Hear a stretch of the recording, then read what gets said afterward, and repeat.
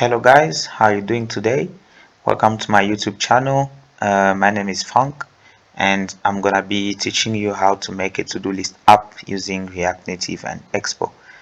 Just before we start, please, if you haven't subscribed to my YouTube channel, please do subscribe to support me. Thank you. So let's just jump right in. So I'm gonna start a new project using Expo. I'm gonna do Expo init and I'm gonna name it to do list. No, let's use the underscore to do list app. Yeah, so now we just have to wait for Expo to download all the dependencies, and yeah, I'm gonna choose a blank project because I want it to be blank because we're gonna do it from scratch. Let's just give it a minute to install all the JavaScript dependencies and we're gonna be good to go.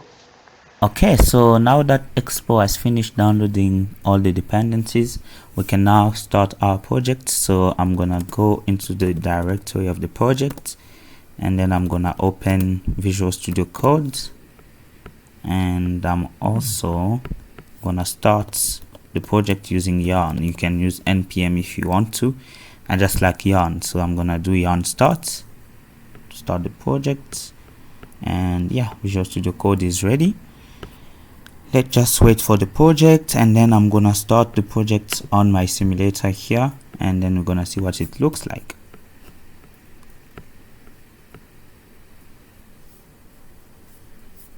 Okay guys, so the project is ready. We can start it on the simulator. So I'm gonna press A like they say here.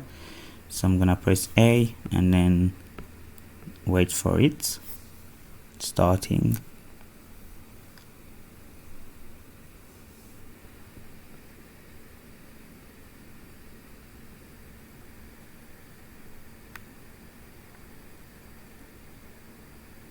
Let's just give it a minute and it will be ready in a few minutes maybe.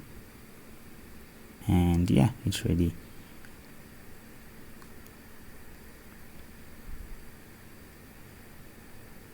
And boom, that's our project. We can see, okay, got it, yes. We can see the text, which is the text right here. Yeah, so we have an empty project. Where is it again? Yeah, we have an empty project, and now we can start making our app. I've already done the design. This is what it will look like. Just made a quick design using Adobe XD, and yeah, we're gonna try to reproduce this design. So I'm gonna start by doing the structure of my application. So I'm gonna create a new directory that I'm gonna call source, and then inside source I will add another directory I will call screens, even though we only have one screen, and then another one that I will call components. This is where I will put all my reusable components, and maybe another one that I will call let's call it constant. Yeah, all my constants will be in here. So I'm gonna start with the constant. I'm gonna create a new file that I will call index.js, and then inside index.js I'm gonna create a const called colors, where I'll put all my colors, and I will say primary color is this color.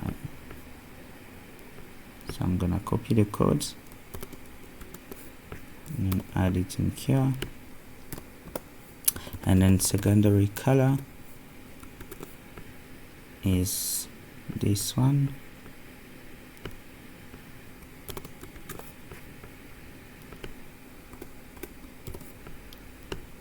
and then my accent color,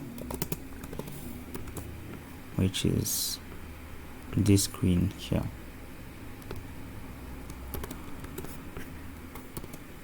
Yeah, so I'm done with my colors.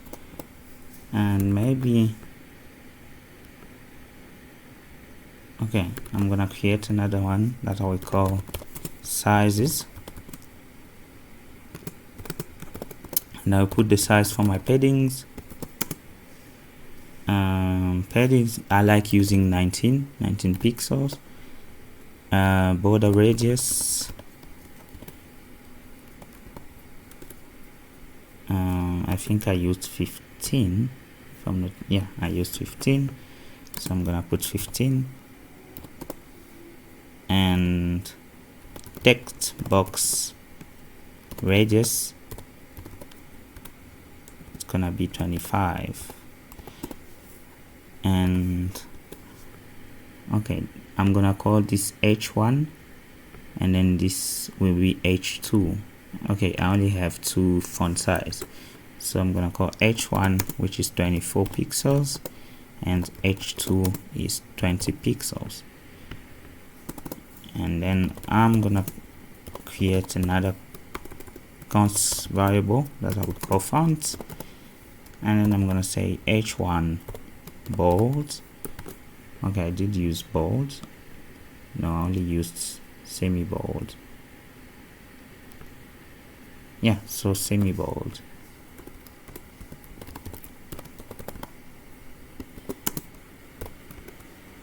And this will have a font size of sizes.h1,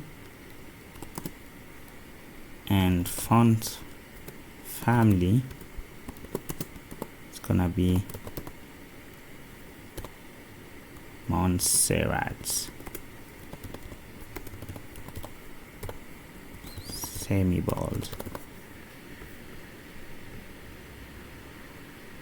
And I'm gonna do the same for H2.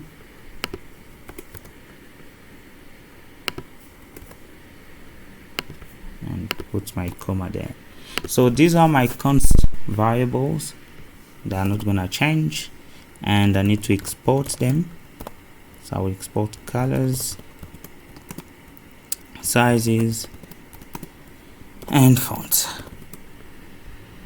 Okay, and for my screens I need an index.js too, index.js, but we're gonna fill it in later. I also need my home page, so I'm gonna call it homepage.js, and I'm gonna import React in here because we are using React Native. React Native uses React, so I'm gonna import React from React, and I'm also gonna import some component from React Native. I'm gonna import view, I'm gonna import text, style sheet, and touchable. No, I don't need touchable opacity. Okay, if I need it I will import it later, and this is gonna be imported from React Native. And I think that's it for now. I'm gonna create my style variable. So stars, yeah, stars equals style sheet dot create, and then I'm gonna put all my style in here, but we're gonna fill it in later. So I'm also gonna export default, not class but function, and I will call it homepage. And then for now we're just gonna return a view without anything inside. And then we're gonna import it in here in index.js. We're gonna import homepage from homepage, and then I'm gonna export it. And the reason I'm doing this is if I have many screens, I can just create like all the screens in here, and then import them here and export them from here, so that if, for example, I need to use them in here like app.js, I can import all of them from one place, which is gonna be this screen folder, so from index.js. So I don't have to do like import homepage from screen and then homepage and then say import, I don't know, settings page. Yeah, I think you get it. If you don't get it, please leave a comment in the comment section and I will try to explain it. Yeah, so we've created our content, we've created our homepage and exported it from index.js, but we need to import the font because we don't have the font in the application, and we need to download the font from, I use Google Font. I think you can use Adobe Font, fine, but I like using Google Font, so font.google.com, and then I'm gonna look for Montserrat. So I'm gonna remove everything here and then look for Montserrat. Okay, Montserrat, and then I only need semi-bold. Okay, semi-bold is here. I'm gonna select it and then I'm gonna download. Yes, download. I think it's ready. I need to go check it.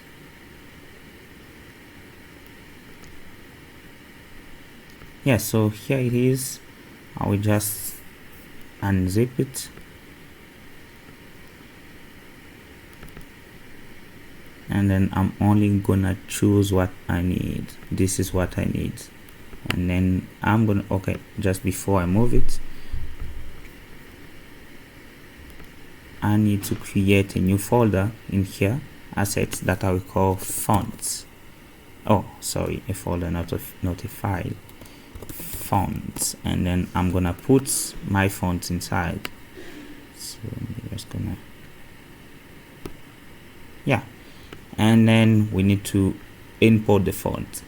Okay, so I'm gonna do it just the way I always do. So I'm gonna use the documentation, because you guys are human, you cannot like memorize all the code in your head, so you can always use the documentation. So I'm just gonna look for Expo font.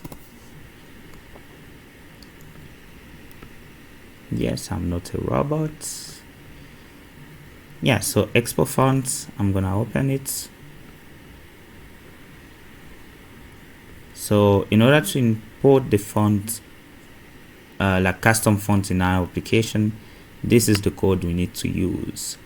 But before we use it, we need to install Expo font. So I'm just gonna copy and then I'm gonna install it to my application.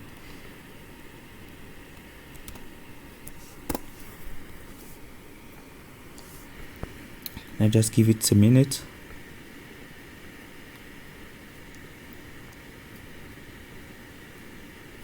And in the meantime, I'm just gonna copy this code right here.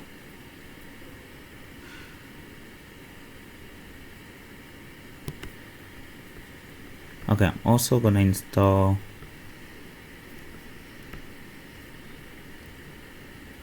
so guys, I'm gonna use this one.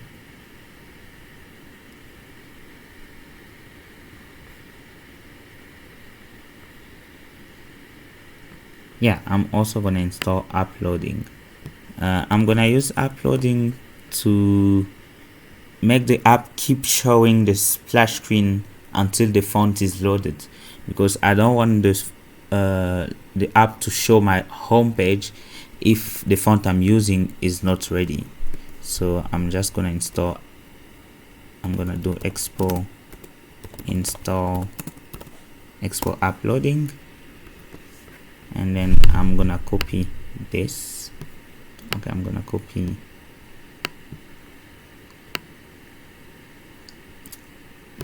this and then I'm gonna import it in my application. I also need to copy this, but I will change it.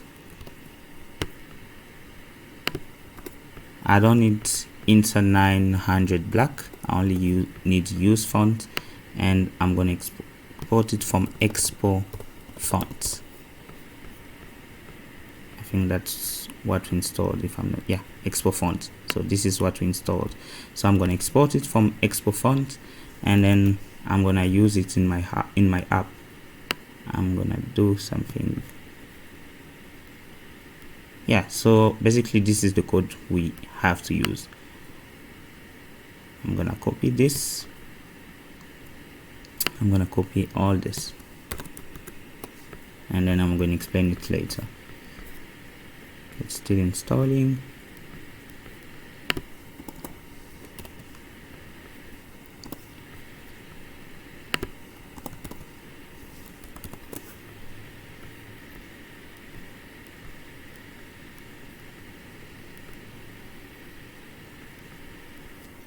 Okay, so it's still installing. I think it's done. Okay, so what am I doing here?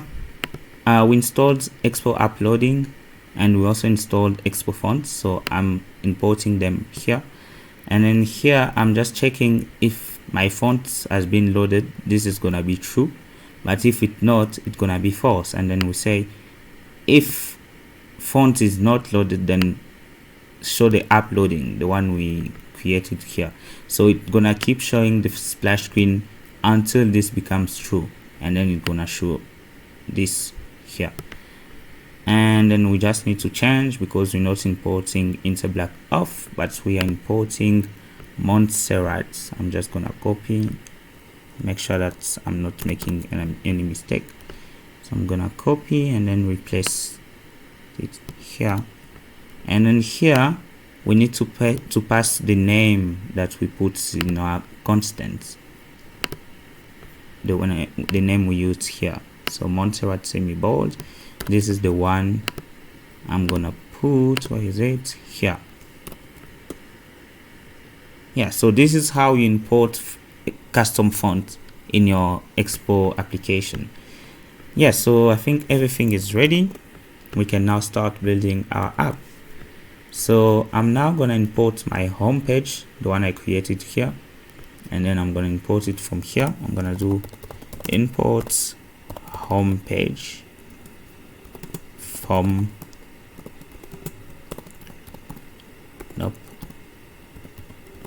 source, and then screens, because that's where it is located. And then I'm gonna replace everything here by my homepage screen. Yeah, so this is how we import the homepage screen. For now it's empty, so if I look at my if I refresh my app,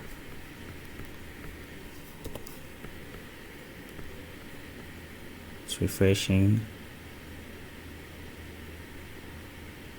Hopefully there's no mistake, there's no error.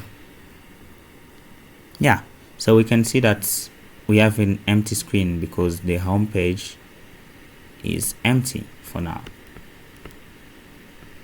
It's just rendering a view which is empty, so that's fine for now. Okay guys, so now we can I'm just gonna put it side by side because I'd like to see what I am doing, so just bear with me. I'm gonna keep this like this, and then I'm gonna put, oh, what is wrong? Okay, I'm also gonna keep this like this.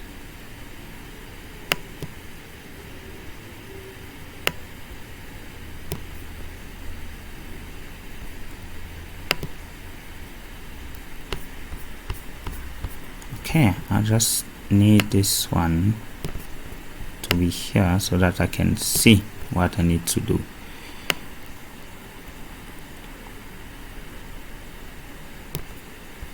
Okay, so this is the app we need to make. We're going to start by creating our reusable components. This one here, I think I'm going to call it card.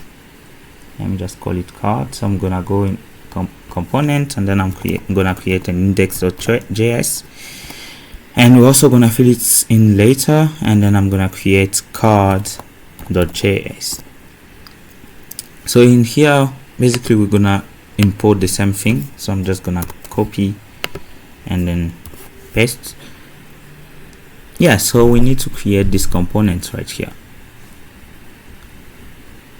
Okay, so I'm gonna use a view, yeah, and I'm gonna give it a style. I'm gonna say styles dot say view, and I'm gonna call it view.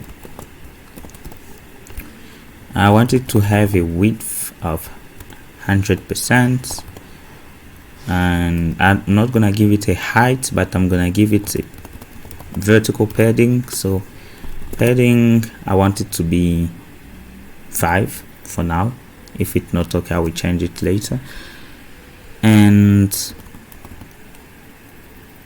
okay, so padding horizontal, I want it to be 19. Okay, so I need to import my sizes. Import, I need to close this. Import sizes and also fonts, because we're gonna need it. From constant, and we're gonna say padding horizontal is gonna be sizes dot padding. Yeah, and border radius is gonna be sizes dot border radius. And I need to put a comma. Yeah, so I think, yeah, and we need to add a shadow. For Android we use elevation, and let's try 12. Oh, sorry, comma. Yeah, and for iOS you need to use, I think it's called shadow offsets.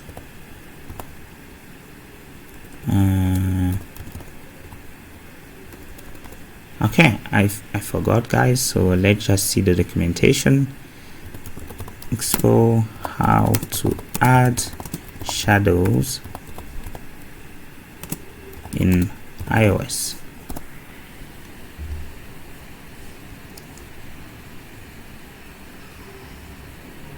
As I told you in the beginning, you guys are human just like me, so you cannot memorize all the codes. So if you ever forget how to do something, just know that the documentation is there.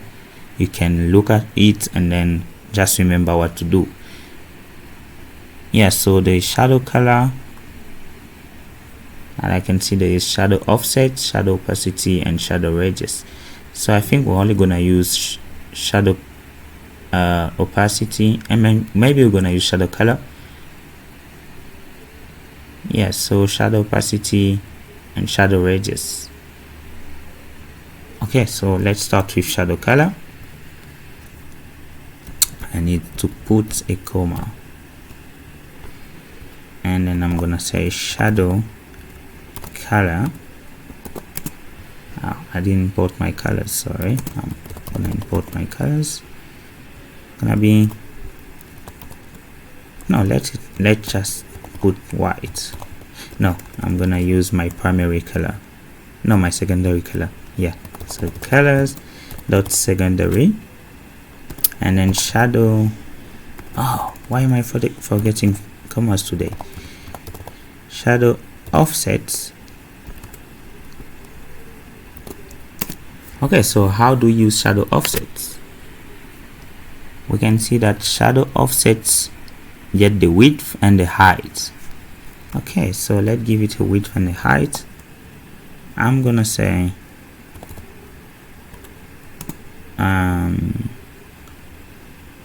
let's say 2, and the height I'm gonna try 12. And I'm also gonna use shadow radius, but I'm not gonna use shadow opacity. You can read and you know what to do with it. Yeah, so shadow radius,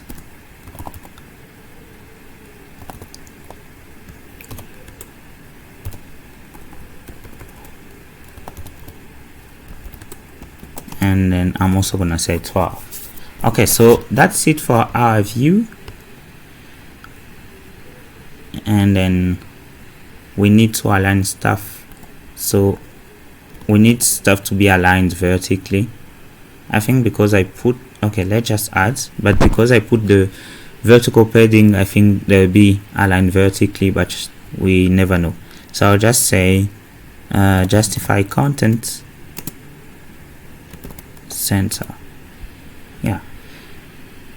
Okay, so now we need, okay, I'm not gonna say center because I need to use flex direction row because I need stuff to be in a row, not in a column. So I'm gonna say flex direction row. What does this do? Okay, the default behavior of a view in React Native is that when you add components to a view, they are aligned, let's say, not aligned vertically, but they are placed one after another, like one on top, the other one come below the one on top, and then yeah, I think you get it. But when you say flex direction row, it changes the behavior. It's gonna place things next to each other. Like this is a component, this box right here is a component. When you put it here, it's gonna be here, and then when you add the next component, it's gonna be next to the first component, and if I add another one, it's gonna be next to this one. So I think you get it. That's what flex direction does. And then we're also gonna say align items center.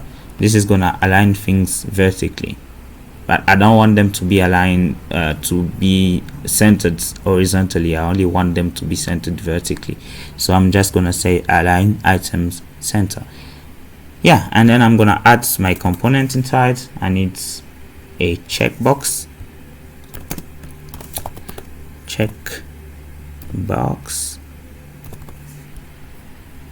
Okay, so I'm gonna add a checkbox in here, and then I'm gonna give it stars checkbox,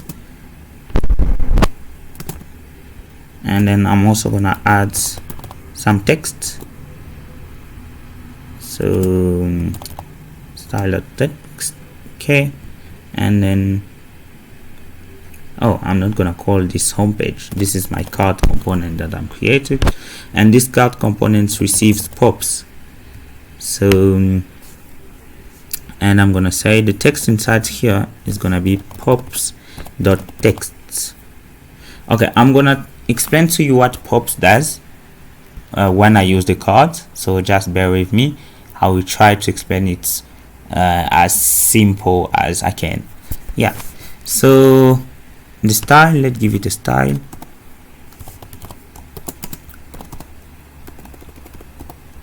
Okay, so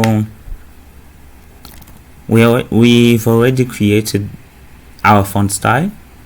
So this is an H2 because H1 is that one. So I'm gonna say font dot H2 semi bold, and then we also need to set the color because we didn't set the color when created the custom font here. So I'm gonna say color is gonna be not secondary but primary.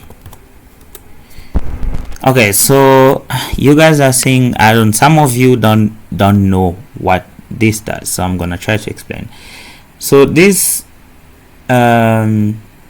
full stop or points, what they do is that they go into this JavaScript object, because when you look at our font object, this is a JavaScript object.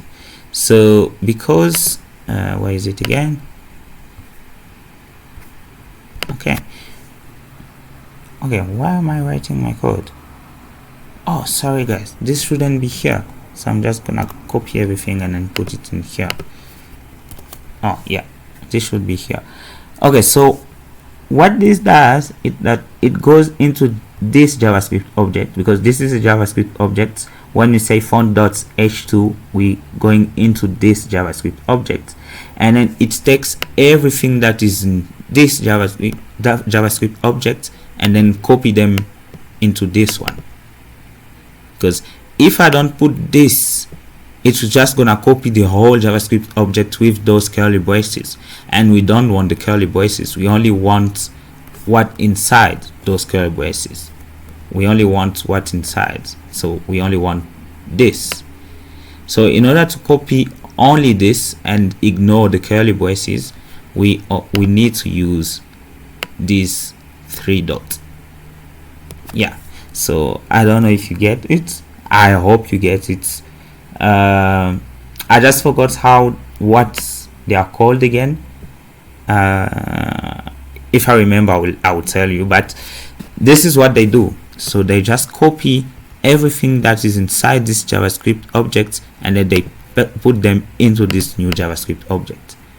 Yeah, that's what they do. And then we set our color here. Yeah, and we also need a style for the checkbox. So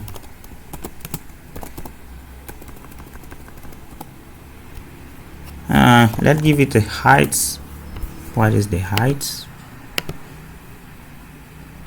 It 26 pixels. I'm also gonna say width 26. I want it to be a square. And border radius, okay, this is a custom border radius, so I'm just gonna say 5. And then background color is color dot primary.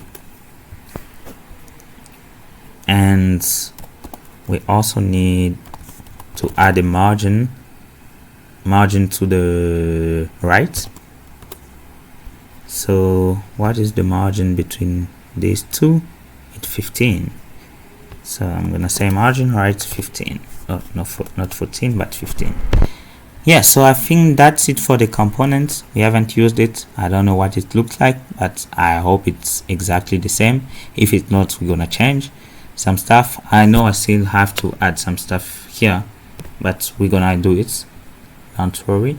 So we're just gonna try to use this component and see if it looks like what we need, what we want. So I'm gonna import it in here. Import card, and then from card, and then I'm gonna export it. Export card. Yeah, and then I can import it in here. I can say import card from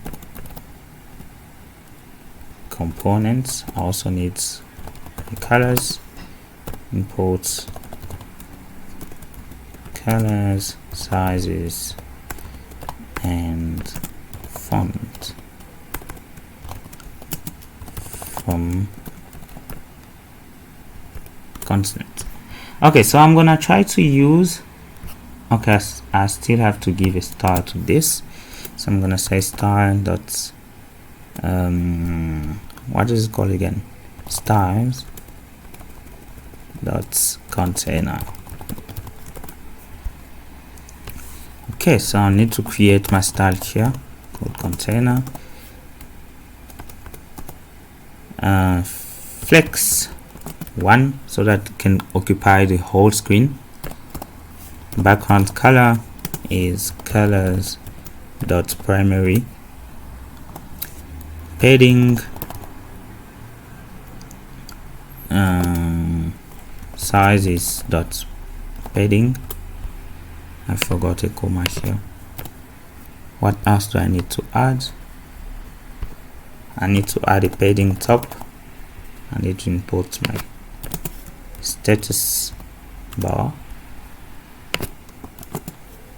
So padding top is gonna be, I'm gonna put a comma already. I also need to import platforms. So I'm gonna check to see if the platform that we're using is Android or iOS, because they have different status bar and they have different sizes. So I'm gonna do platform dot OS is equal to iOS. If it's equal to iOS, the padding is gonna be 40. This is what I've okay, I know it's 40 because I've already used it. I've always used it, and I think that the best padding top I can use. That's just me. I don't know, you can find somewhere else for you, some what am I saying, something else for you, but I think 40 works fine for me. And I'm gonna say padding top, I forgot, not just padding. And then if it's not iOS, then it's Android. So I'm gonna say status bar dot current height and then +10. That's what I like. You can change it, it's up to you. This is just what I like. Yeah, so you don't have to do stuff just like I do them. You can do them the way you want, because you're making your app, you decide. Yeah, so I think that the style. Now we can try to use our card. And okay, now I need to explain to you pops. I told you it's receiving pops. So pops are like parameters that you pass to a function, but they are not really parameters, because you decide what they are. It's like a JavaScript object with a lot of things you can create. For example, here I said pops.text. So when I come here and I'm try to use my card, I can say text equal to, I'm just gonna copy what I put in here. Yeah, I'm gonna copy and then pass it here. So when I say cards, I create my card and I say text is equal to this.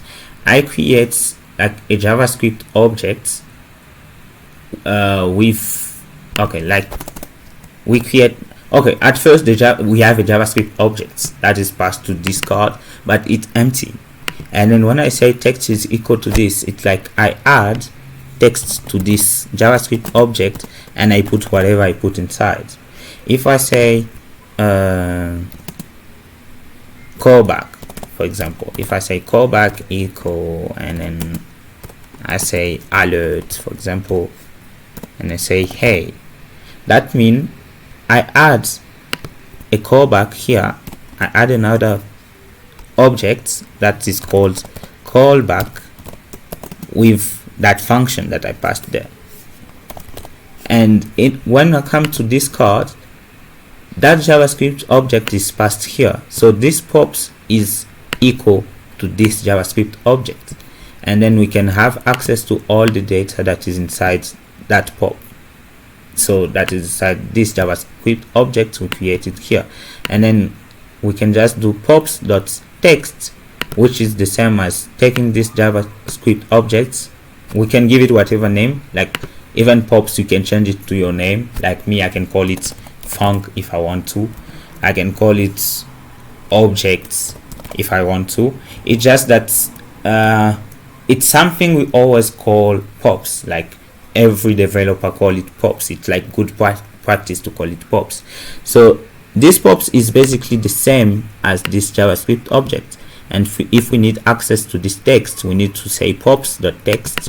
And if we need access to this, we need to say pops.callback. So that's what pops is. I hope I made it clear.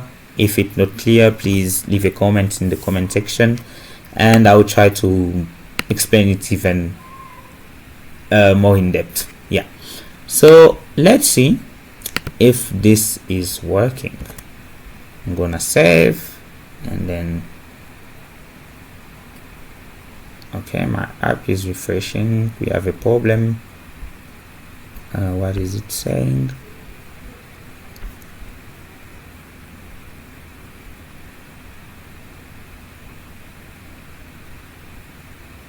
Okay, apparently I forgot to no, I exported it. Export default function. Okay, maybe something else. Let's see. This is my card.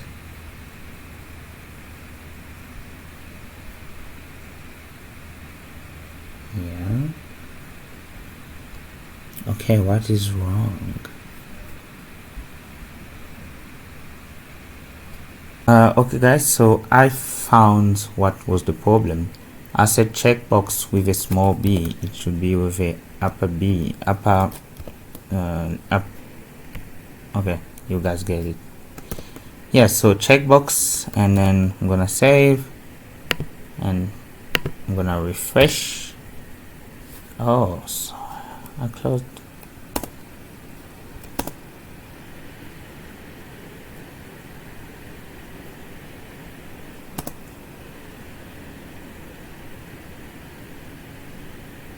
So sorry guys, I closed the server by mistake, so I'm just running it again. Let's give it a minute.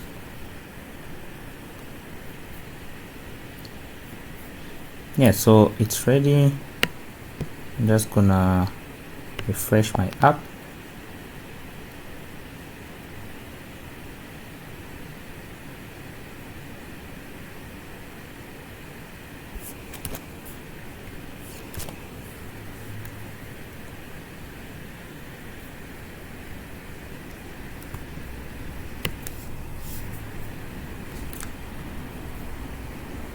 Okay, something went wrong.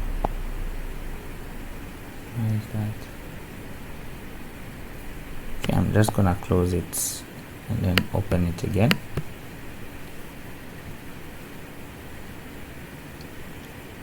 Starting.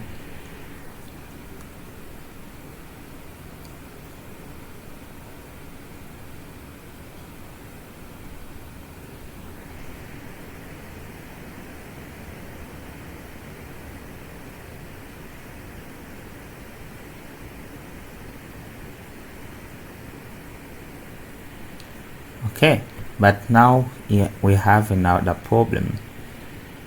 That checkbox has been removed from React Native, so we need to install the React Native community checkbox and then import it from there. So I'm just gonna copy this and then we're gonna install it and then we're gonna import it from there. Up, should say Expo install. You can say yarn install. I'm just used to using Expo to install, but it does the same thing. So I'm installing it and then I'm also gonna import checkbox from React Native community. So I'm gonna delete this one. It's still installing. Let's wait for it.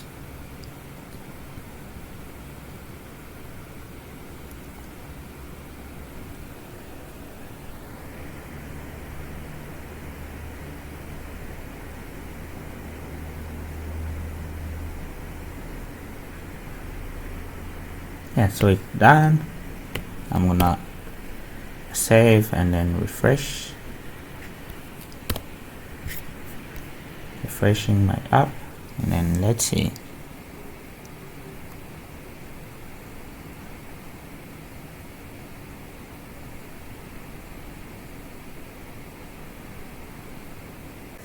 And now our app is working, but as you can see, we cannot see the text, and this is because we forgot to set the background color of this view right here. So we need to say background color dot secondary, and let's see. Okay, oh yeah, it's changed. Yeah, now we can see that it's working, but this is too small, so I need to add some vertical padding. Maybe I'll try 10. I think it's okay, kind of. I think it's still small. Let's try 15. No, 15, that's too much. 12. Yeah, I like 12, and then I'll just reduce this. Let's try 5. Yeah, I think this is working, so this is nice. I think this is nice for me. I like it. I don't know for you. Yeah, we can see our checkbox. Okay, maybe I don't need this. Nope, now it's even bigger.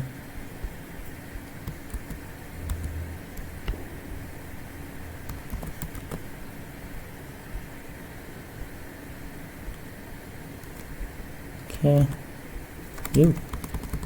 so yeah, I'll delete it. Let's see. Okay, so right now, because I've checked it, we cannot uncheck it because we haven't written any code for it, so I'll just refresh and see what it looks like when we launch it for the first time. Yeah, so this is what it looks like. We have our card, the background color, so everything is working fine so far. Yeah, so now we need to add our text box. So I need to import text input and also a button, which I'll call, I need the touchable opacity for the button. So let's go with the text inputs. So I'll just create a view that we're gonna contain my text input and my button, as you can see here. So I will call this view, oh no, not calling the style, I'll give it a style. So let's say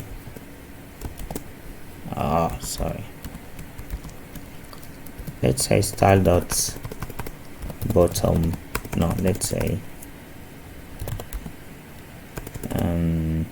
text box wrapper.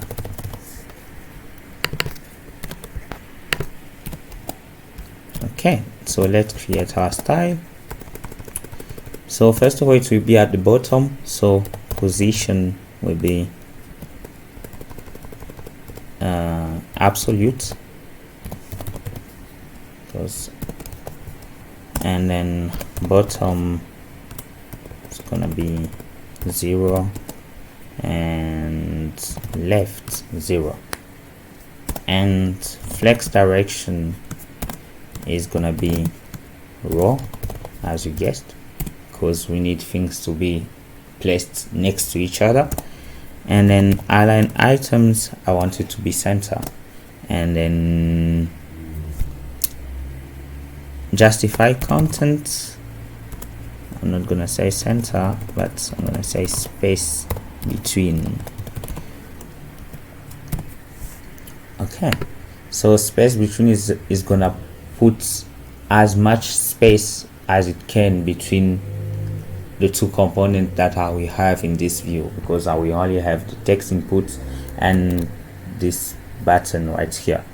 So it's gonna put as much space as it can before these two components. That's what space between is gonna do. And then I will add my text inputs, so text input and the styles.text input. So let's create the style for text input, and border radius is gonna be sizes dot, not border radius, I think I created text border radius, and background color is gonna be not primary but secondary. And what else do we need? The height, it's 54, so height is gonna be 54, and width maybe, let's say 80%. Yeah, let's say 80%, and the other 20% will be for the button. Oh, I forgot, 80%. And color is gonna be color that's primary. What else do we need? And the shadow, for the shadow I'm gonna use the same thing. And okay, this is what I'm gonna do.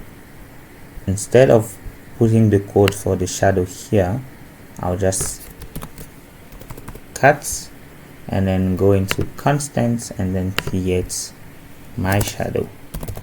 Let's call it shadow, and then put the code in here, and then I will just export shadow, and then I can import shadow from here,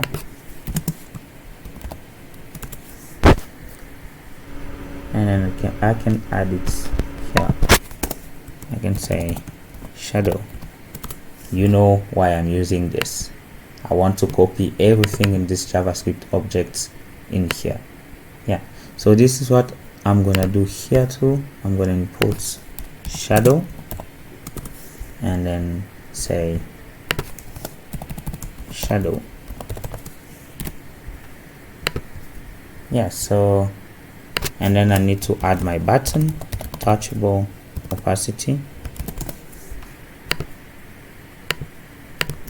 and style. Okay, just before I style it, I want you to see what a touchable opacity does. And I'm using text because whenever you want to render some text on the screen in React Native, you need to use text. So I'll just put a plus inside and see what it looks like. Okay, nothing is okay. It's coming. Okay, this is small. Let me just put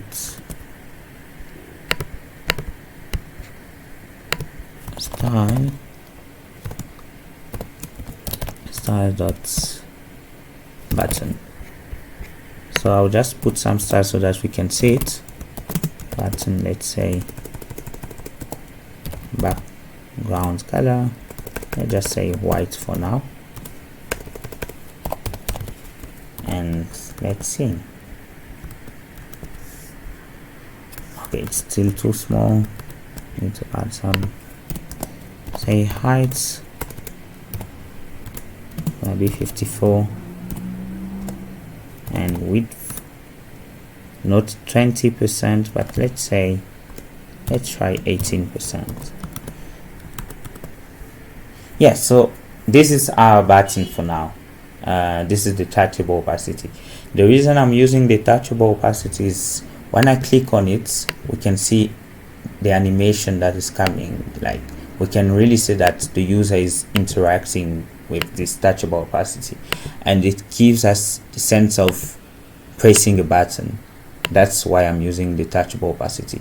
There's also touchable without feedback, which only works in Android, which also gives you the ability to create a button, but when you click on it, you don't have any feedback. Like, you don't see this animation like you're clicking on it. So this is the reason I'm using a touchable opacity, is that when I click on it, I can see that I'm really clicking on something because I have feedback. Yeah, so we're gonna style it. Okay, so I'm just gonna add something here in this text box wrapper. So I'm gonna add some padding because we need some padding, and it's gonna be sizes.padding. Sizes.padding.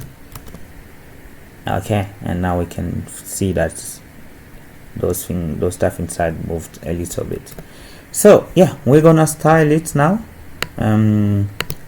We want it to be green, not white. So colors.accents, that's my color, and then we want it to have a border radius of sizes.border radius. Okay, no, this is gonna be like a circle, so I'm just gonna put a big number, really big number, so that it can be rounded. Yeah, you can put any big number that is greater than this divided by 2. I hope I'm making sense. So any greater number than this divided by 2. So I could put 22 or 23. I think it's gonna work already. Not really.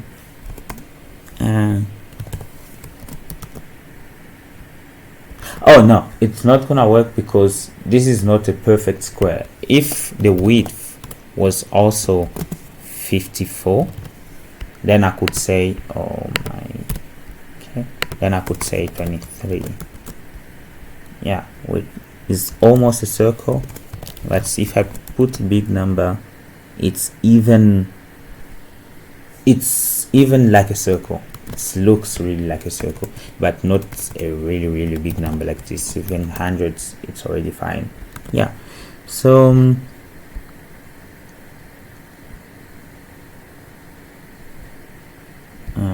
did I write this correctly? Space between. Okay.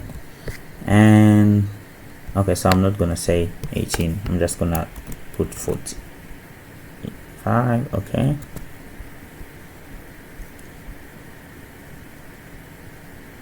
Align temp center. Okay, so I'm gonna give this maybe 90. Let's see. Not that too big. 85. Okay, but now why is it like this?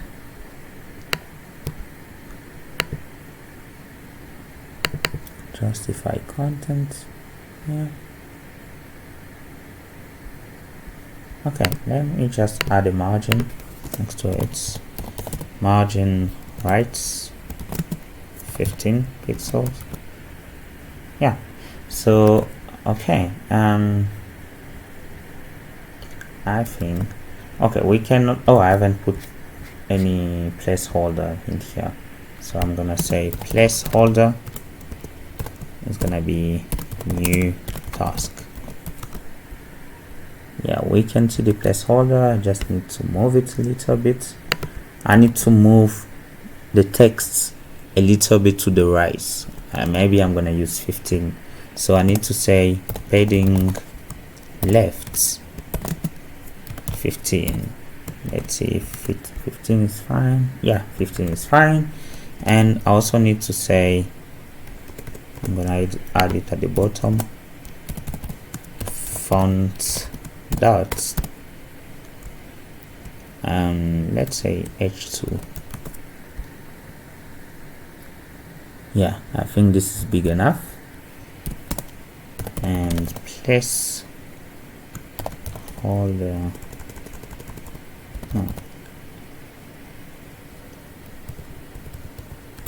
okay, and color dots primary. No, what am I doing now? Okay, let's see the documentation. Text inputs Expo, change place holder color.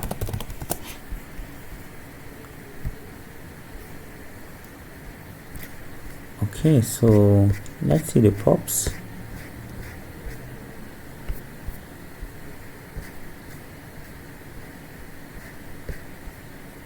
Okay, style.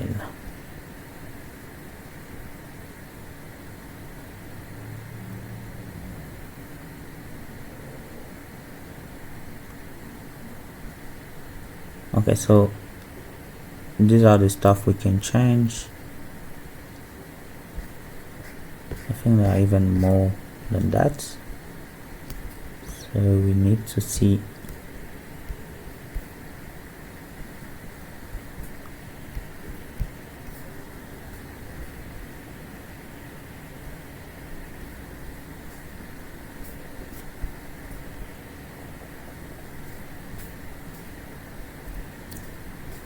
Okay, watercolor, whatever.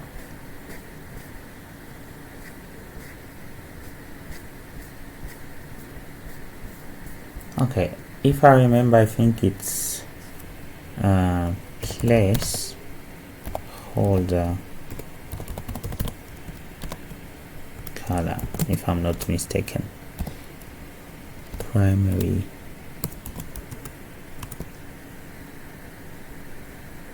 Nope, it's not placeholder color. Okay, so I don't find it in here, but maybe we can find it on Google.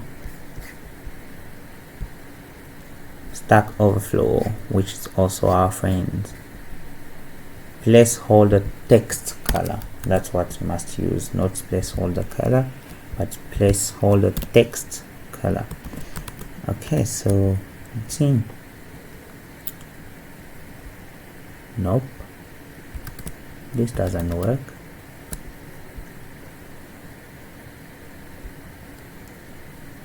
Oh, sorry guys, we don't put it here, but we pass it as it pops.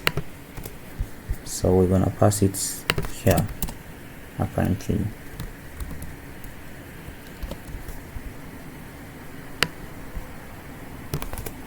Okay, and then we don't do this, but we say it's equal to this. Yeah, it's changed, so that is correct. We can enter some text and this works fine,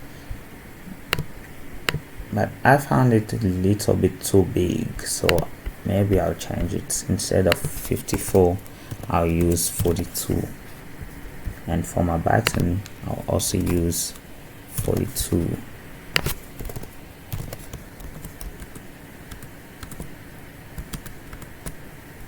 Yeah, I like it like this. I think this is nice. Okay, so now, okay, I forgot to say that the width should be, it should be 100%, and then put my comma.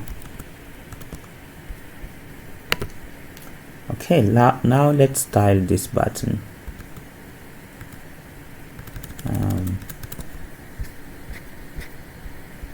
Okay, we need to style the text. Style. So you can put the style in here, this variable here, styles, or you can put it in line like in HTML. So it also works. So I'm just gonna do this for now. I'm gonna say font.h1 because I want the biggest one, and maybe this is even gonna be smaller. So let me just say font size, and let's try 54. And for button, we also need to say align items center to align it, or to center it horizontally, and we also need to center it vertically. So I'm also gonna say justify content center, and let's see. Yeah, this is too big, maybe 14, still too big, 34. Yeah, I think that's okay. And then we also need to change the color. I'm gonna say colors dot secondary. Yeah, I think that's it. So okay,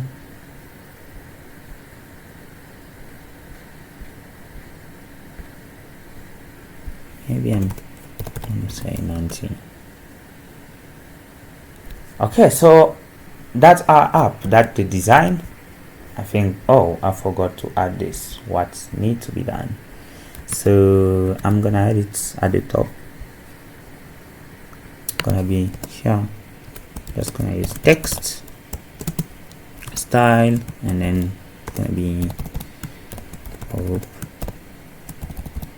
font.h1, and then colors dot secondary, and then I'm gonna put my text in here, what needs to be done. And maybe I'm gonna add the margin bottom of 20. Yeah, I think 20 is a lot. What do you think, guys? So I'm gonna try 15. Okay, so we're done with the design. Now we need to add some logic to our application. I know you can do better with the design. I'm just doing something quick. I'm just trying to show you how to do it.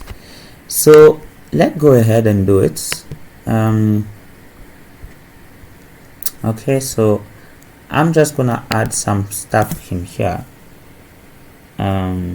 Okay, I'm gonna add it later so that you get it.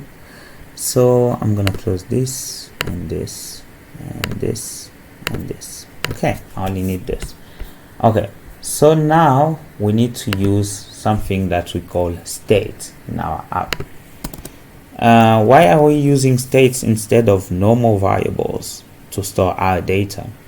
It's because if we use normal variables in our app and then we change data in those variables, the data will not be updated on the screen. So maybe the user can add a new task to the to-do list, but he will not be able to see the task.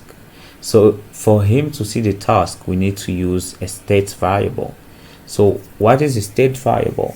A state variable is a variable that stores data, and then when you add a new data to it, it updates the UI. Like for example, let's say for now we have this go to singing class, and then for example the user adds, I don't know, eat banana or drink water at 12. We need the app to automatically refresh the data on the screen, and that's why we use a state variable, because it does that automatically when you add something new to the variable. So in order to use a state variable, we need to import it from React.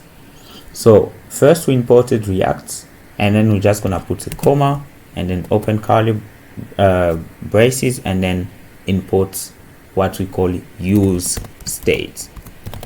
Use states allow us to not state but state.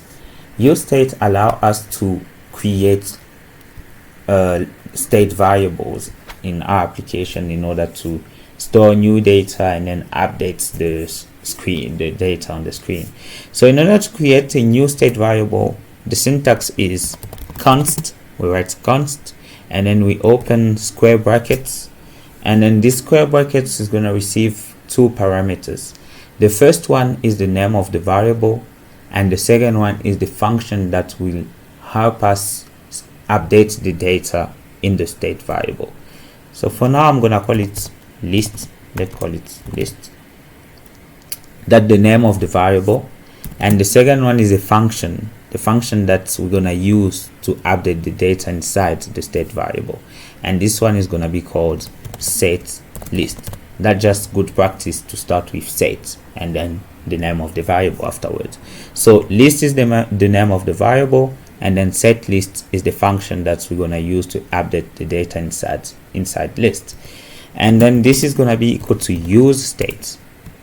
We open our brackets, and then we put what we wanna put inside the variable inside those brackets. So for now we want it to be an array, an empty array, so we're gonna put an empty array inside. So this is the same as doing const list is equal to an empty array, but the only difference is that this one is not a state variable. So if I change data inside, the data will not, the data on the screen will not be updated. But with this one, this is an array, like an empty array, but when we change data inside, it will update the state, and the data on the screen will also be updated. So we're just gonna see that. We're gonna see it. We're gonna see how it works. I will show you an example with a normal variable, and I will show you an example with a state variable, so that you understand the difference. So I'm gonna create a normal variable. I'm gonna call list2, and I'm gonna put it equal to an empty array. Okay, so now let's jump into it. And okay guys, just before we move on, I would like to change something. I think it's too big. I don't like it this way anymore. I feel like this card is too big, so I'm gonna try 10 instead of 12. Yeah, I think I like it this way. So okay, now we can go ahead, and okay, now we need to get the data from the user. We need, when the user type in something, we need to get the data in the application. And for this, I'm also going to use another state variable. So I'm going to create another state variable that I'm going to call value and then set value. So value is the name of the variable, set value is the function that will help me to update the data inside value. And this is going to be an empty string. Why do I need a state variable to capture the data from the user? Because when the user is typing information inside here, if we use a normal variable, we can get the data, but we cannot print it on the screen because the state will not be updated. We only see the old states on the screen. So we also need a state variable for that. And then for the text input, there is a function that is called on change text, if I'm not mistaken. I think it's on text change. No, it's on change text. So this function returns a text, and this is the text that we're gonna pass to this function in order to update this state variable. So the text that is returned is the text that the user is typing here. So we get the text here and then we pass it to set value, which is a function. We pass this text inside set value. So this is gonna take the text that the user entered and then put it inside value here.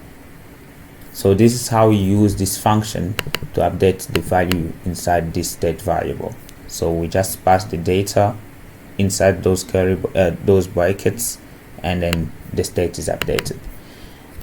So just to check that this is working, we're gonna say value, because the text input has a field called value, and this set the value inside this text box. So we're gonna say value is equal to value. So we always want the value inside here to be the same as the value that we are putting in here. So we're controlling the value inside the text box. So if this function doesn't work, then we will not be able to change the text in here. If the text changes, that means our function work, and we can check that. We can console.log our value just to check. So now I don't need this anymore, so I'll close it. Okay, so now we will check if our function works. If I type in some data in here, we have to see the data printing in the console here. So I will try hello world, and we can see that when we're typing something, it's printing here. That means this function is working. We are updating the state variable here. But now let's try with a normal variable. Let's say we don't have the state variable, but we have a function, we have a variable called value, and this is equal to an empty string. And then I say turn value equal to text. So value is this variable here. We're making it equal to text, and we said value, the value of the text input, must also be equal to the value inside here. And we're gonna see if this is gonna update. If it updates, then it's gonna print it here. If it doesn't print, then it's not working. So now we're gonna see the difference between a state variable and a normal and a stateless variable. So I'm gonna save, and then I'm gonna try hello. You can see that this is not working. Even when we're typing something, it's deleting automatically. This is because we can not update a stateless variable and then render the new state on the screen. So that is why we're using a state variable. And we cannot enter any data in here because we're controlling the text input. We want the value that is in here to always be equal to the value that is in here. And we can see that the value that is in here is an empty string. So that's why it's always deleting what we're entering. Yeah. So this is the reason we have to use a state variable. whenever we want to re-render something on the screen, we need to use a state variable. And now if we try, we can see that this is working, and we can see it here. Yeah, so that's the difference between a stateless variable and a state variable. And for now, we don't want this. We only used it to see if the app was working. Yes, so now we have access to the data that the user is entering, because we're taking it here and then we're putting it here. Now we need to add it to this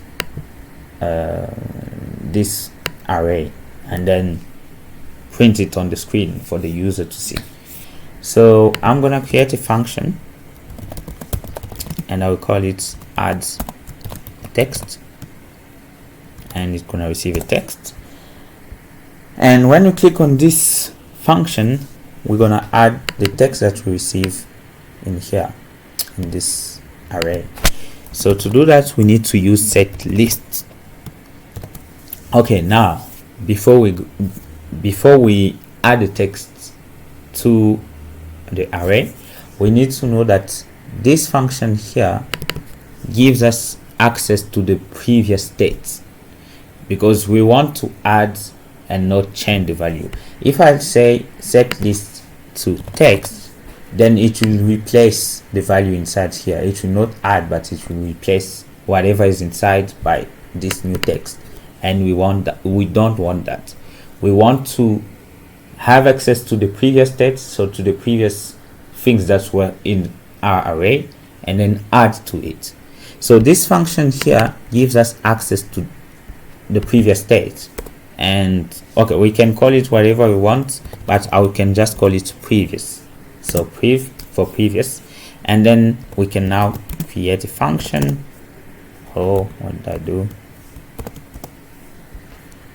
And then we can return an array, because this is an array, so we have to return an array, and this is the previous state that was in this array. So we need to return an array and then copy everything that was in the array, put it in the new array, and then add the new text to it. So this gives us access to the previous state, and the previous state is right here. And then we return an array, because this is an array. We return an array, and then we copy all the values that was in the array before we add our text. We copy them, and then we also add our text. So this is what our add function will do. So we need to add this function to this button. So the touchable opacity has also a method that is called onPress. This method is called when you press the button.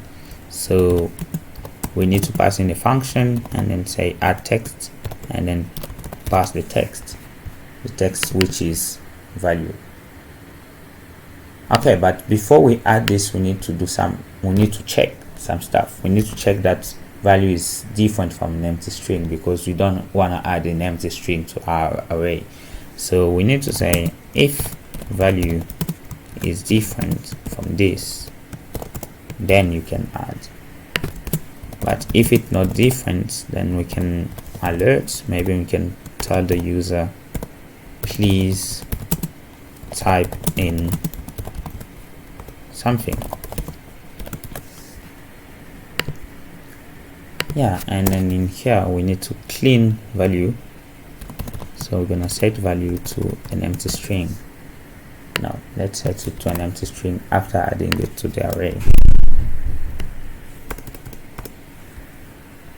Okay, so for now we will not render anything to the screen, but we'll just see if we have some new data in the array. So I'll just console log our array, which is the list. So let's see. For now we can see that the array is empty.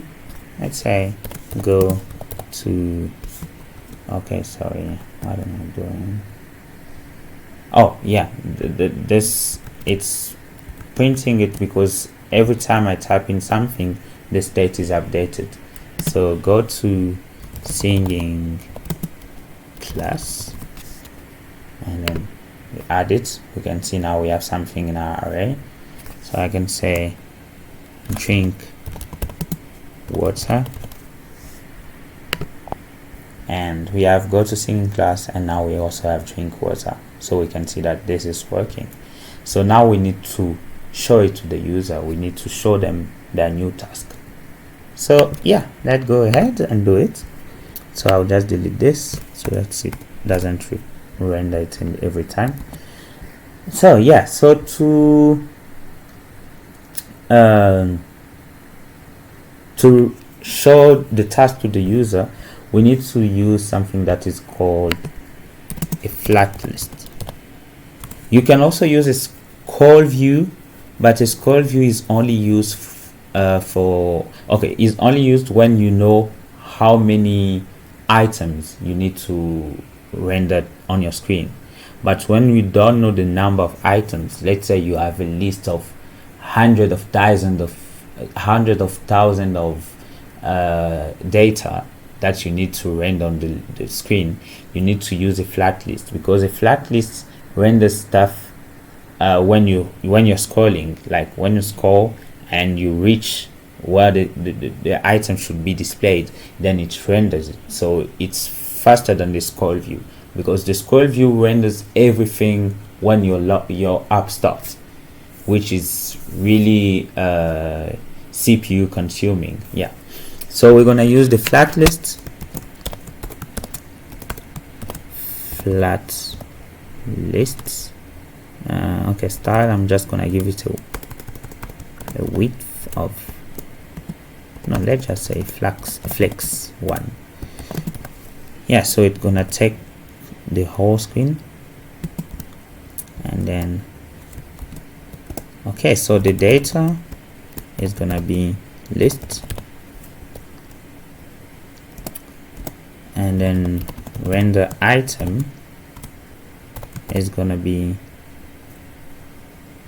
okay. So render item is a function which gives us access to the item we want to render, and then we can pass it to our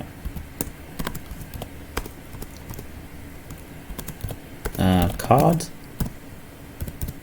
and then what was, oh, it was text, so we need to pass the text to our card. So this flat list is gonna use the card that we created as a template to render our text. So this is done in this function called render item. So this is where we need to pass the component that should be rendered, and then it gives us access to the item and to the index of the item. But for now we don't need the index, we only need the item. And we also need to pass in the key extractor, because each item that is rendered have to have a unique key. So I will use the index of the item. So it also gives us access to item and to the index. So I'll just return the index of the item, but it needs to be a string, so I'll say to string. Oh, I don't need to say return, because yeah. So I think that's it. Let's see if this works. Yeah, we have had 2 items, the one that were in the variable, so I just need to add some margin here. So I'll say margin bottom 20. Okay, maybe 20 is a bit too much. 15. Yeah, so now we can add new task. Maybe I can say go buy coffee. Yeah, and we can see it, and I can say wash the car, and then yeah, so we can see that we can now add stuff to our to-do list app. Okay, so now what we have to do is to add the option for the user to select what they have already done and then maybe cross it, and also the option to delete what they don't want to see anymore. Yeah, so now we can just check it, but it doesn't do anything because we haven't written any code for it. Okay, so let's add our options now. Okay, so first of all, I think we're gonna have to change our structure.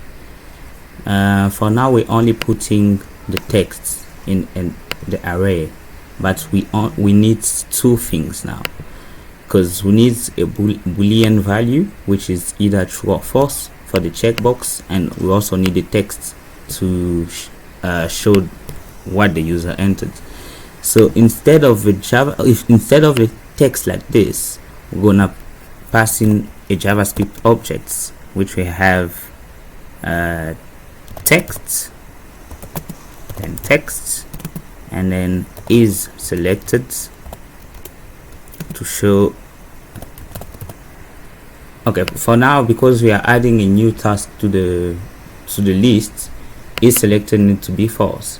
We're gonna use is selected to see if these checkboxes have been checked or not, and if it is selected, this is gonna be checked and we're gonna cross the text. So because we are adding a new task, we set it equal to false for now, and then we need to change it when the user selects something on the list. Yeah, so we just changed the structure. Instead of adding just the text to the array, we're adding an object. The object contains the text and the is selected value. So we also need to change things in our card here, because in our card we're only using the text. We also need the is selected value, and the text here is not even correct anymore because we're passing the JavaScript object. So we need to change stuff here. Instead of text, I will call it data, and then pass the item. The item is gonna be a JavaScript object, and we also need the index now. So I'm gonna get the index. I told you at the beginning it gives us access to the item and the index and some other stuff. You can check the documentation to know, but yeah, this is how you have access to the index. And then I'm also gonna pass it as a pop, so index, and I'm also gonna, okay, not now, I'm gonna change it later. So we're passing data and the index. So now we need to go into our card components and change stuff. Here we're saying text doesn't exist anymore as a pop. We only have two pops. We have index and we have data. So we need to say props.data.text, because text is inside our data. The data is this one, and the text is inside. To have access to the text, we need to say data, because that's what we're passing here, data.text. So that's what we did in here, props.data.text. And now we also need to add a checkbox as a field called value. This value receives a boolean value to see if it is checked or not. So we're gonna say pops.data.is selected. That's our boolean value. And then we also need a function to change the is selected value when the user clicks on the checkbox. So that function is called on, I think it's on value change, if I'm not mistaken.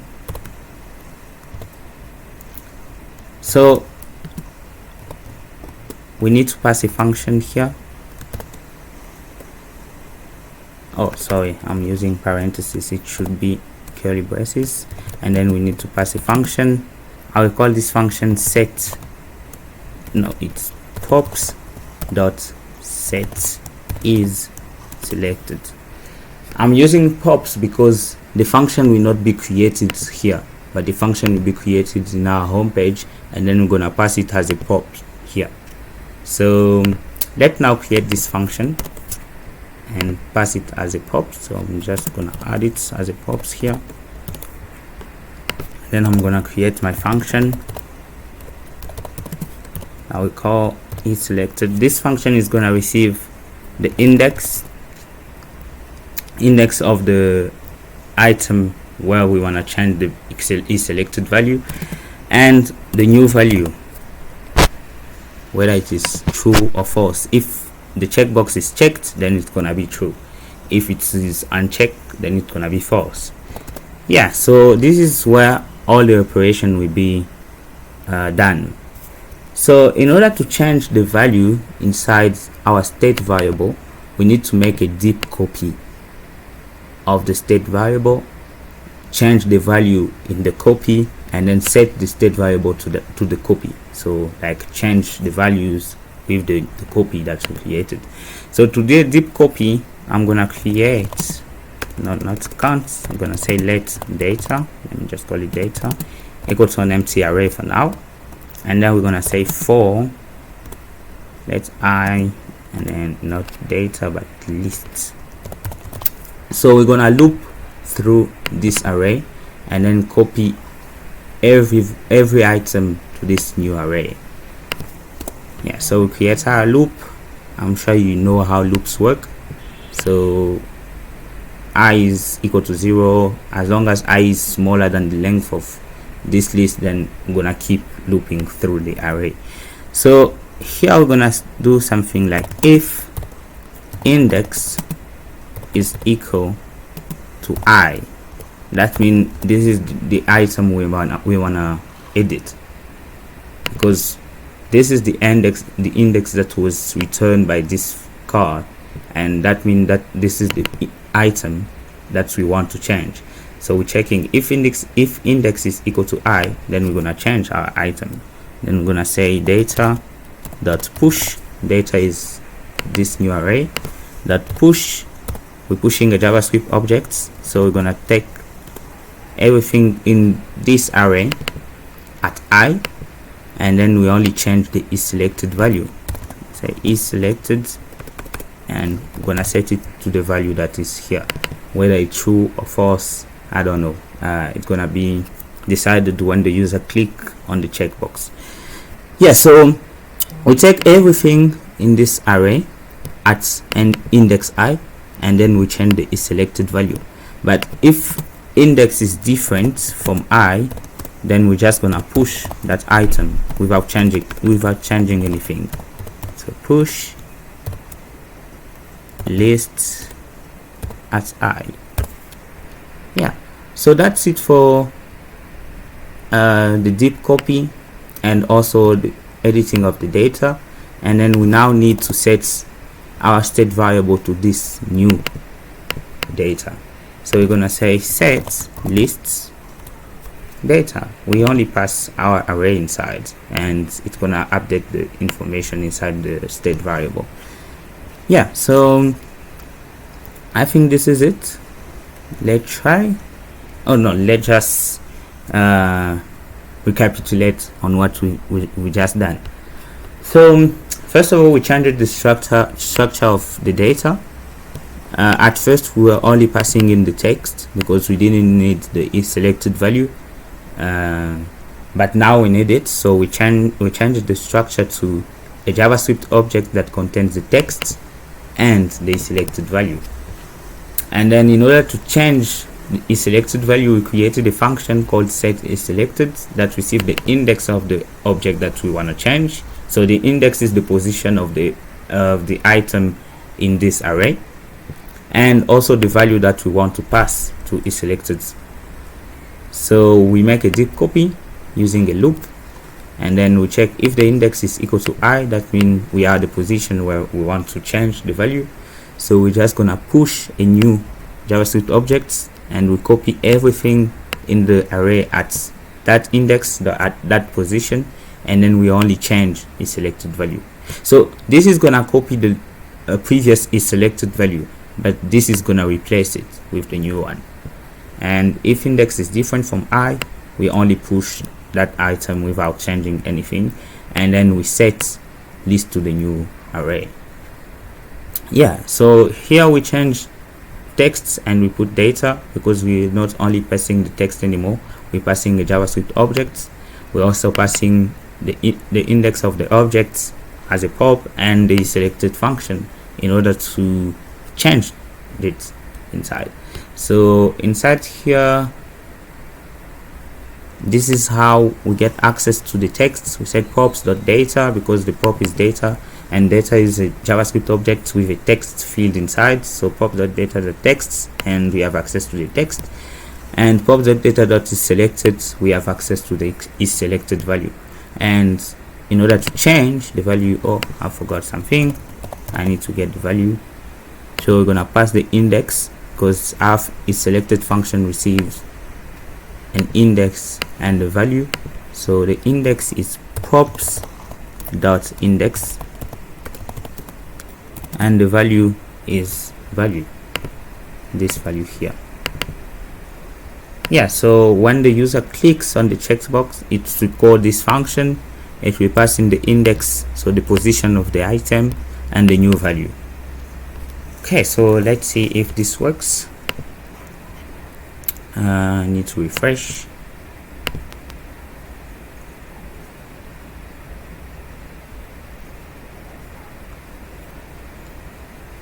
Okay, let's add some new task.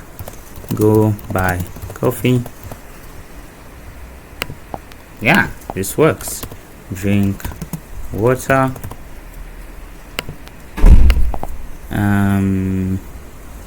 Go for the walk.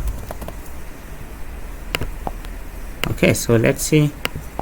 Yeah, so I can check it and uncheck it, check, uncheck, check, uncheck, and this works. Now we only need to add, like, to cross the text when the user checks the checkbox. So in order to do this, we have to come here, the style of the text, we need to change it. So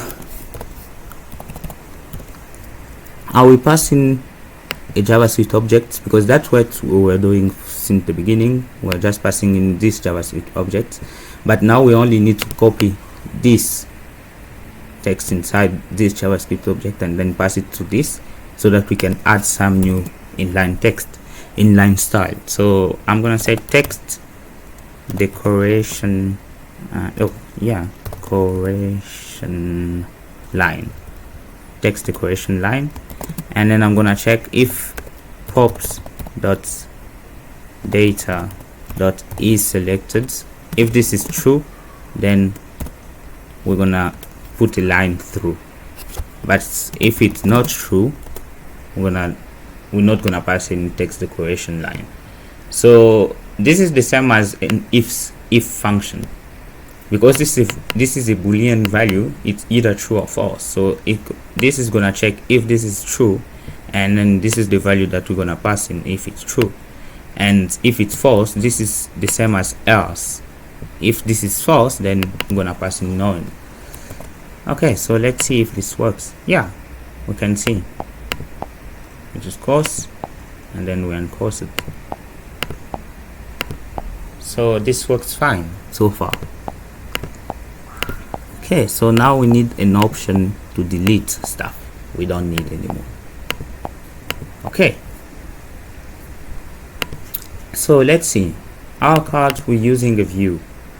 A view doesn't have a field called onPress, so instead of a view, we're gonna change it to something that we call pressable.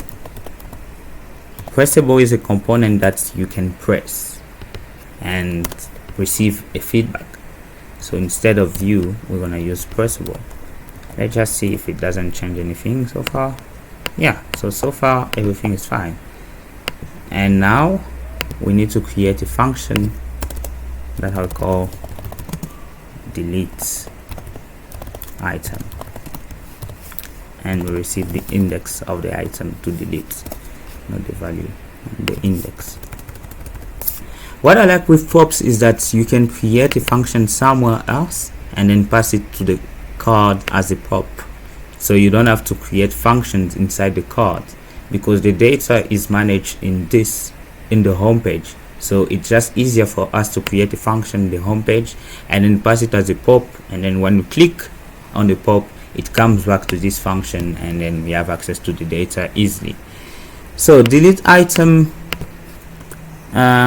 what this is gonna do is just gonna create a new function, new variable, new array. I'm gonna call it data, and then this data is gonna be equal to list.filter,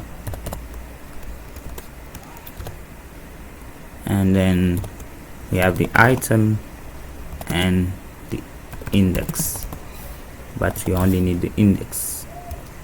Filter, and then we're gonna return all the values where the index, let me call this one idx for index, where the index is different from idx, because we don't want this item anymore, we are trying to delete it. So we're gonna filter and then get all the values where their index is different from the index that we received from the user. Yeah, so this filter is gonna return a new array where all the indexes are different from this. Yeah, and then we're gonna set list to data. We change the data inside our state variable. Yeah, and then we're gonna pass this as a prop, and inside our card we need to say, okay, we're not gonna use on press, because on press is when you press once and then you delete. We're gonna say on long press. We want the user to press for a short time, and then they ask him if he really want to delete the item. So delete item, and then we pass in the index ops.index. But before we delete, this is gonna delete without even making sure that the user really want to delete the item. So maybe what we can do is we're gonna use the alert from React Native. You can use the JavaScript alert, but that one doesn't give you an opportunity to add buttons to it. So we're gonna use this one, alert.alert, and then we can pass in the text. Are you sure you want to delete this item? Okay. Oh no, that is the title. So for now, okay, let me just press this. This should be the title. So delete item, and then the message, are you sure you want to delete? And then buttons, we need to pass in an array of buttons. Okay, so I just forgot the structure for buttons. Let me just check that. React Native alert.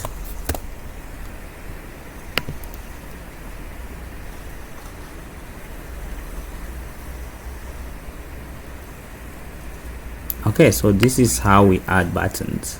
An array with JavaScript object text, you add the text, and then just gonna copy this, and then we're gonna edit it. Okay, so we have our message. What did I do? So message, and then no, title, message, and then our buttons.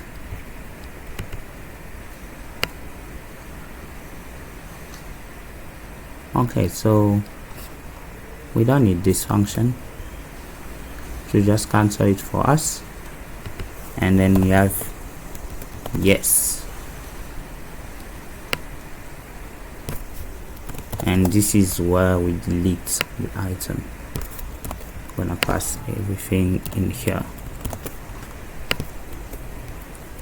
Okay, so we have our alert with the title delete item, and then it shows a message, are you sure you want to delete this item? And then we have two buttons, we have cancel and then yes. If the user clicks on cancel, the alert will disappear and then nothing will happen. But if the user clicks on yes, this is the function that will be called. This is the function that will be called, and we're gonna like copy the data excluding the one we don't want, and then set the state to this new data.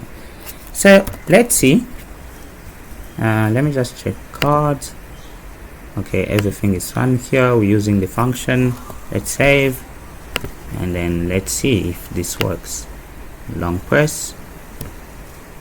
Okay, something is wrong.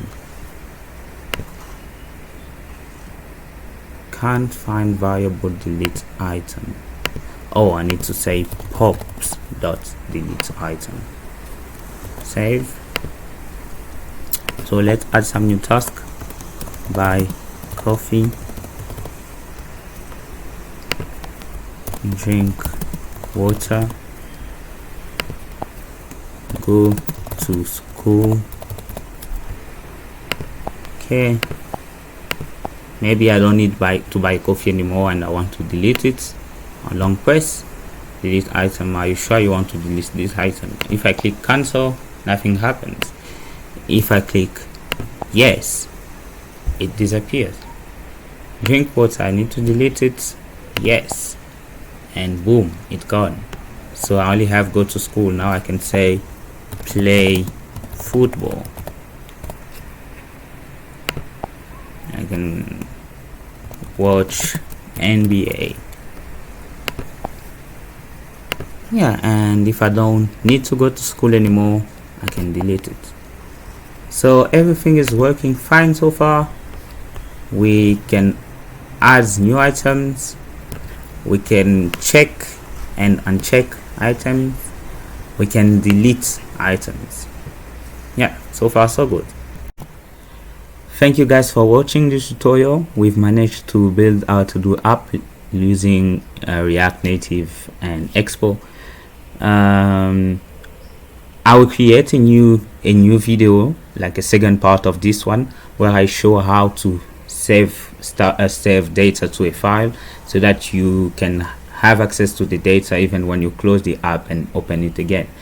And thank you so much for supporting me. If you like this video, please give it a thumb up. If you haven't subscribed yet to my channel, please do subscribe for new videos. Thank you guys, and see you in the next tutorial.